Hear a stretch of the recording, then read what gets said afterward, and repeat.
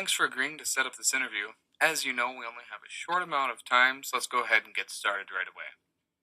Now, I know that you've been involved in some work on community issues.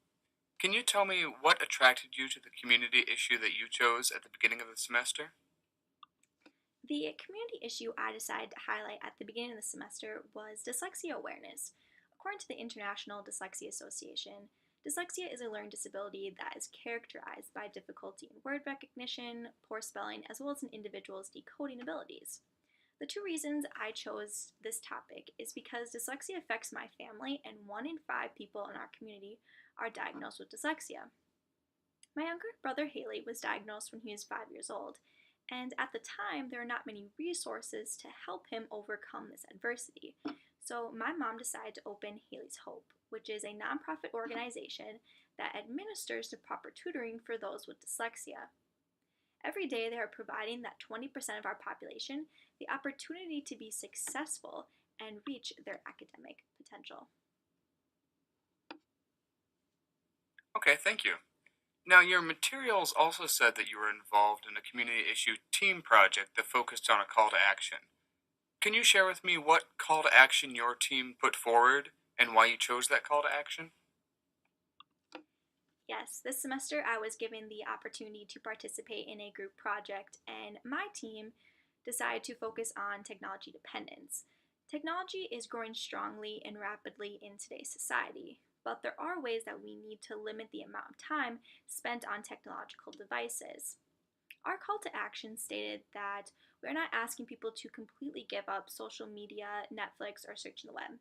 Simply, we encourage them to limit the amount of time spent on technological devices. So, the next time they are with their family, friends, or at a social event, we suggest them to put down their phone and get active in every aspect of their life. We decided to choose this call to action because we understand that technology has become an important factor in today's society, and asking people to completely get rid of it is rather unreasonable. So that's why we decided to propose the idea of limiting the amount of time spent on technological devices. I see. Now, if I were to ask the other members of your team what they think your biggest strength is, what do you think they would say, and why do you think they would say it? If you were to ask the other members on my team, I think they would say my biggest strength are is my leadership skills. And the reasons why I believe they would say this is because throughout our project, I initiated our group meetings and locations through our group message, set up and organized our outline for all of us to work on, and I made sure that we were on track and hit all of the required deadlines. But more importantly, I was not afraid to voice my opinion and put my ideas out there. But at the same time, I wanted to listen to their suggestions and incorporate them into our presentation in order to be as successful as possible. Okay, great. What for you was the most challenging thing about working with your team?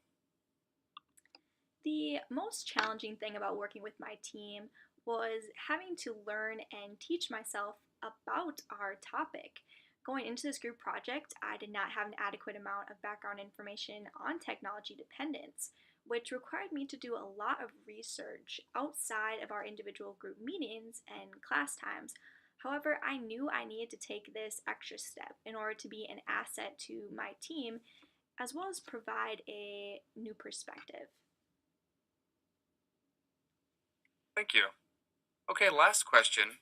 In 30 seconds or so, tell me what your biggest takeaway was from Com 110 this semester. What will stick with you and be useful to you?